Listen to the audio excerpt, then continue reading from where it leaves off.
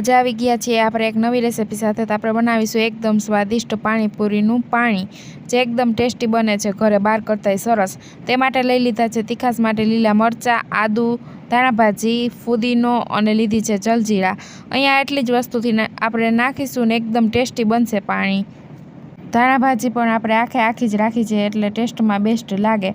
તો અહીંયા બધા મસાલાને મિક્સરના ખાનામાં એડ કરી દઈશું અને જલજીરા પણ આપણે સાથે જ એડ કરી દેવાની છે। થોડુંક પાણી નાખીને બનાવી નાખશું એકદમ સરસ પેસ્ટ।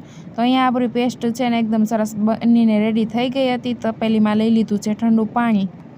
તો આપણી પેસ્ટને તપેલીમાં નાખી દઈશું એકદમ સરસ। તો અહીંયા તમે ઠંડુ પાણી પણ લઈ શકો છો અને એમને પાણી પણ લઈ શકો છો। તો આપણે ઠંડા પાણીમાં પેસ્ટ નાખી દીધી છે। તો તૈયાર છે એકદમ સ્વાદિષ્ટ પાણીપુરીનું પાણી।